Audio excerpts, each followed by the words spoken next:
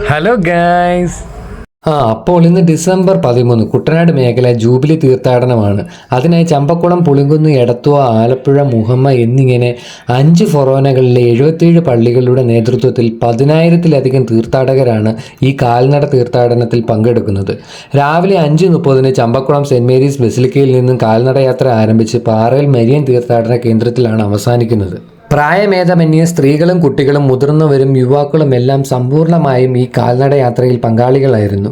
പിന്നെ ഏറ്റവും മുൻപിൽ മാർ തോമസ് തറയിൽ പിതാവും പ്രശസ്ത മരിയൻ ഗാനരചയിതാവുമായ ഷാജി തുമ്പച്ചിറ അച്ഛനും ബഹുമാനപ്പെട്ട ആന്റണി ഏത്തക്കാടനും ഉണ്ടായിരുന്നു. ചമ്പക്കുളം സെന്റ് മേരീസ് ബസിലിക്കയിൽ നിന്നും ആരംഭിച്ച ഈ കാൽനട യാത്ര പാറയിൽ മരിയൻ തീർത്ഥാടന കേന്ദ്രം വരെ എത്താൻ ഏകദേശം 23 കിലോമീറ്ററോളം ദൂരമുണ്ട്. എങ്കിലും തികച്ചും അച്ചടക്കത്തോടെ ജപമാലയും ചൊല്ലി റോഡ് നിയമങ്ങൾ പാലിച്ചുമാണ് ഭക്തർ തീർത്ഥാടനത്തിൽ പങ്കെടുത്തത്. അതിനായി ഭക്തരെ നിയന്ത്രിക്കാൻ കേരള പോലീസും വൈദികരും കന്യാസ്ത്രീകളും മറ്റ് പ്രത്യേക ഭാരവാഹികളും ഉണ്ടായിരുന്നു. ചൂടിനൊരാശ്വാസമായി ഭാരവാഹികൾ തീർത്ഥാടകർക്ക് കുടിവെള്ളവും മറ്റ് ആഹാര സാധനങ്ങളും വിതരണം ചെയ്യുന്നുണ്ട്. എന്നാൽ ആഹാര അവശിഷ്ടങ്ങൾ അലക്ഷ്യമായി കളയാതിരിക്കാൻ ഭാരവാഹികൾ വേസ്റ്റ് കളക്ട് ചെയ്യാനും പ്ലാസ്റ്റിക് കുപ്പികൾ കളക്ട് ചെയ്യാനും ശ്രദ്ധാലുക്കളായിരുന്നു. അങ്ങനെ കാൽനടയാത്ര 5 വിളക്കിൻ്റെ നാടായ ചങ്ങനാശ്ശേരിയുടെ മണ്ണിൽ എത്തിയിരിക്കുകയാണ്. MC റോഡിലും കേരള പോലീസിൻ്റെ നിർദ്ദേശങ്ങൾ അനുസരിച്ച് തീർത്ഥാടകരെ നിയന്ത്രിക്കാൻ വൈദികരും മറ്റു ഭാരവാഹികളും ശ്രദ്ധാലുക്കളായിരുന്നു. അങ്ങനെ തീർത്ഥാടനം അതിൻ്റെ അവസാനത്തിൽ എത്തിയിരിക്കുകയാണ്.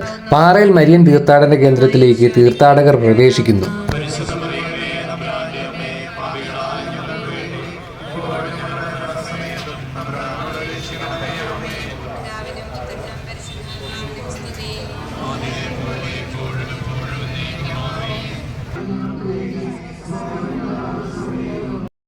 തുടങ്ങിവെച്ച കാൽനടയാത്ര പൂർത്തിയാക്കിയ തീർത്ഥാടകർക്ക് പ്രത്യേകം തിളപ്പിച്ചാറ്റിയ കുടിവെള്ളവും കാപ്പിയുമൊക്കെ ഭാരവാഹികൾ വിതരണം ചെയ്യുകയാണ്.